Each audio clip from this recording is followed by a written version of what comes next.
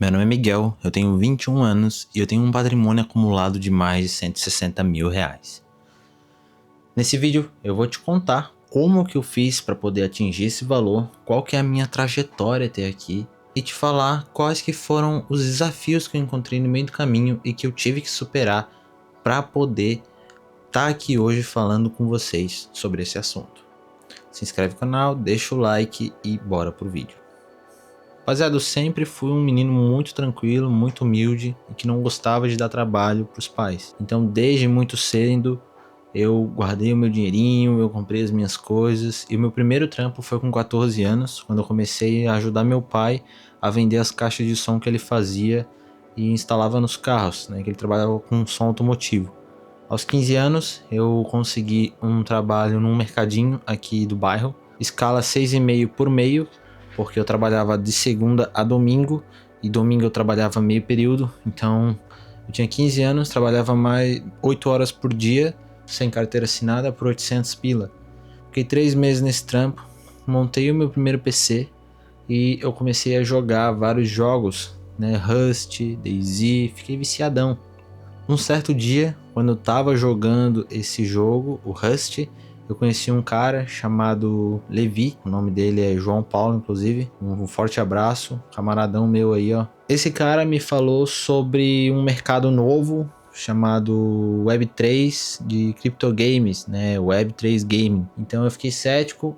Passou-se um mês, fui pesquisar, era R$ 1.000 para montar uma conta e começar a jogar e eu deixei baixo. Até que eu comecei a jogar alguns joguinhos grátis que tinham essa proposta. E eu acertei na mosca do Alien World, que foi um joguinho de clique, de ET, onde a gente tinha uns itens que mineravam a moeda do jogo. E essa moeda foi anunciada na Binance, a maior corretora de criptomoeda do mundo. E aí eu consegui vender os meus primeiros 2.000 TLMs a 0,50 centavos. Não, minto, foi 500 TLMs, que era a moeda do jogo, por 50 centavos de dólar, deu mais ou menos uns 250 dólares ali. E eu continuei vendendo esse valor, montei minha conta no Axie Infinity nessa época com o dinheiro do Alien Worlds, isso com 2 meses de trampo, né, só clicando no PC. E aí eu comecei a ter mais ganho. Lembro que no primeiro mês eu fiz R$ 2.000 com essa conta. Com os ganhos desse mês, né, como os ganhos eram diários, eu só sacava no final do mês. Eu montei mais 2 contas de Axie Infinity. E aí eu aluguei uma para um amigo meu, eu dava as credenciais da conta, ele logava, eu pegava 50% da produção dele e ele 50%. Né? Então nesse segundo mês eu tinha uma conta que eu tava jogando, uma conta com meu amigo e minha conta de Alien Worlds que tava rodando também no autoclicker. É até engraçado porque o Alien Worlds eu nem jogava, porque como era um jogo de clique, eu programava um autoclicker no pixel da tela e a cada 15 minutos ele clicava num determinado pixel, que era onde ele tinha que clicar para minerar. Nesse terceiro mês de criptogames, eu já tinha 5 contas, onde eu fiquei reinvestindo o valor que voltava para mim, né? E aí comprei um outro celular com essa grana, e eu fiquei com 2 contas eu jogando, uma conta de Alien Worlds, e eu aluguei 3 contas. Eu lembro que deu 6 mil depois, e aí eu consegui comprar melhorias para mim, consegui comprar fone, consegui comprar mesa, cadeira, ar-condicionado. No segundo mês deu 9 mil, e aí eu consegui comprar um notebook gamer, que é um Acer Nitro 5, que inclusive o meu irmão tá jogando ali agora, e consegui guardar uma grana. Só que a maior dificuldade que eu tive que aprender a lidar foi com o alto volume de dinheiro, e eu não tinha visão empreendedora, né? Então eu não estava fazendo caixa, eu estava só reinvestindo tudo, achando que aquilo ia ser para sempre, né? E esse foi um dos grandes erros que quase me fez quebrar e voltar a estaca zero. Rapaziada, quando eu já estava estável, com grana entrando, eu descobri 2 novos outros jogos que iam ser lançados, que era o Crypto Cars e o Crypto Planes. Esses 2 jogos eu consegui entrar na whitelist, que era basicamente uma lista de permissão para poder comprar primeiro do que outras pessoas que não estavam nessa lista. Então ali foi o grande boom que dividiu eu entre ganhar 10 mil e 20 mil, 30 mil por mês, né? E era jogo igual ao Alien Worlds, de clique. Então eu comecei a ver o meu dinheiro subir muito, de verdade. Era assim, 800 dólares por dia de faturamento. Então foi um boom muito grande. E aquele erro que eu falei para vocês de não fazer caixa ainda estava se perpetuando. Então eu pegava essa grana e botava em outros jogos. Por exemplo, qual jogo que eu botei? Bomb Crypto. Botei muito dinheiro lá dentro. Coloquei dinheiro no jogo do gatinho, que era o jogo que assim chamavam na época. Coloquei dinheiro no Crypto Blades. Então eu fui colocando dinheiro no Mobox também. Foi onde eu perdi muita grana. E aí eu perdi 2 mil, 3 mil, 4 mil, 5 mil dólares, assim, muito fácil, né?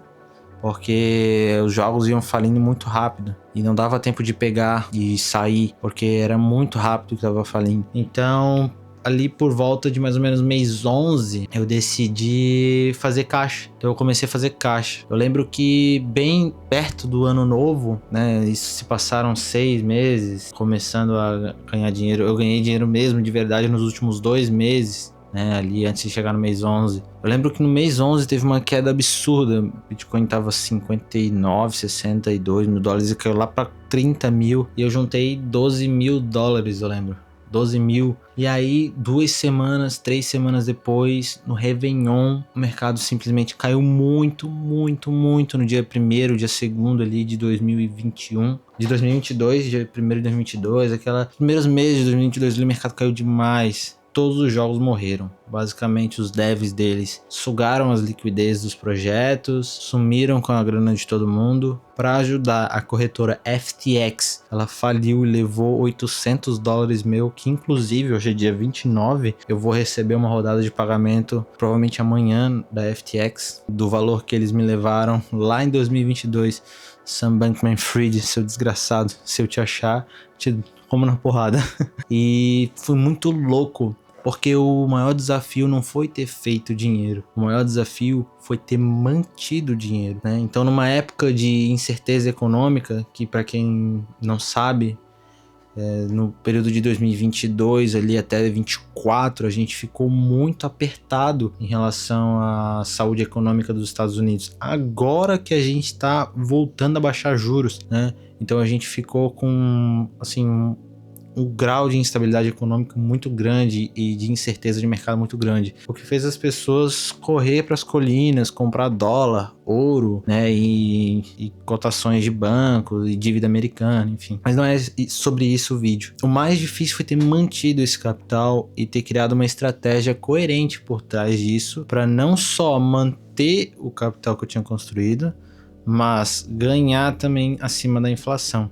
Então, o mercado caiu, eu tinha me dolarizado, eu lembro que eu tinha só 0.01 BTC, que eu tinha pagado 1.000 dólares, se eu não me engano, algo assim, e no topo do topo, 70 mil dólares eu paguei no Bitcoin, eu tinha comprado 1.000 dólares, e ele caiu para 16 mil, eu lembro que esse valor chegou a ser 220 dólares, então o cara investe 1.000 e vai para 220, Eu lembro que eu tive que planejar uma estratégia, e foi aí que eu encontrei alguns youtubers, um deles foi o Augusto Bax, inclusive, muito obrigado, cara.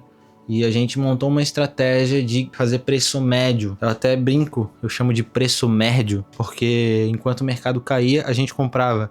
Então tava 20 mil, a gente comprava. Caía para 16, a gente comprava. Então era o preço de merda.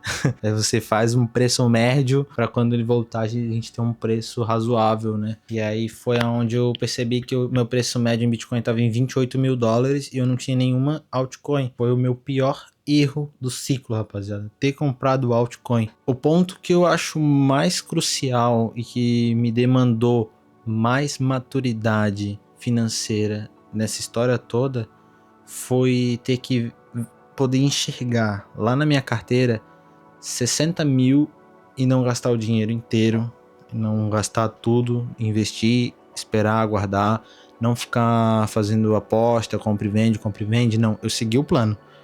Toda semana, todo mês, preço médio, preço médio, preço médio, preço médio, né? E durante esse período, eu vi os meus 60 mil, chegava ali 40 mil.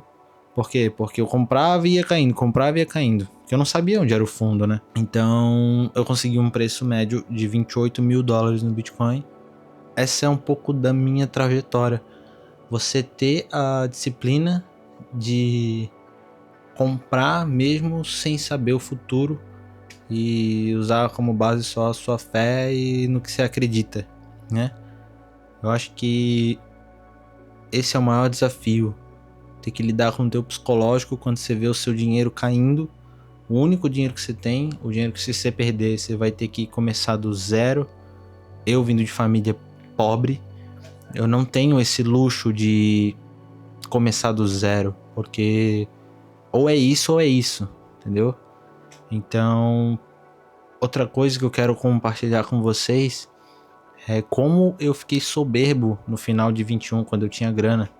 Eu lembro que eu tava na sala de aula, isso no segundo ano do ensino médio, já tinha passado a pandemia, eu tava jogando Axie Infinity. Axie Infinity eu ainda tava jogando, ainda não tinha morrido 100%, mas eu tava na aula de física e o meu professor falou assim, ó, cara, o cara tá jogando no meio da aula de física. E aí eu falei assim, ó, tá, tô ganhando mais que tu aqui, professor. Né? E isso foi... eu me senti fodão na hora, mas depois eu me percebi o quão mesquinho eu fui, né? E quão soberbo um jovem imaturo fica com grana. E nem era tanta grana assim, era tipo 8 mil. O que eu quero passar pra vocês de toda essa ideia é: olha pra trás da onde você tá agora, hoje, olha pra trás. Vê se o que você fez lá atrás te beneficiou quem você é hoje e projeta esses mesmos passos ou passos melhores para quem você vai ser daqui a 5, 6, 7 anos. Se você se vê uma pessoa boa e próspera daqui a esse tempo. Se você olha para trás e não se sente satisfeito de quem você é hoje, com os passos que você teve lá atrás, talvez você tenha que mudar. Seja um cara constante, todo mês, toda semana, faz um retroativo, vê se você está fazendo escolhas certas. O ponto mais importante desse vídeo: a indecisão é errado. É uma escolha errada. E a decisão errada também é uma escolha errada. Então você tem que saber escolher e tomar atitude. Se você fica muito em cima, será que eu vou, não vou, você tá perdendo tempo, errando. Se você não escolhe nada, você também tá errando. E se você escolhe errado, você também tá errando. Não escolher também é uma escolha, tá bom? Não decidir também é uma decisão. É complicado.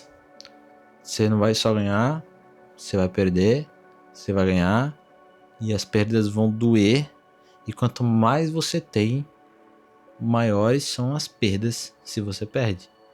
Tá bom, pessoal? Eu espero que vocês tenham gostado do vídeo, espero que vocês tenham entendido qual que foi minha trajetória, quais que foram os meus maiores desafios até aqui. Eu posso não ter uma boa locução e transmitir o conhecimento de forma clara, mas eu tenho esse conhecimento e com o tempo eu vou pegando o jeito, tá bom, pessoal?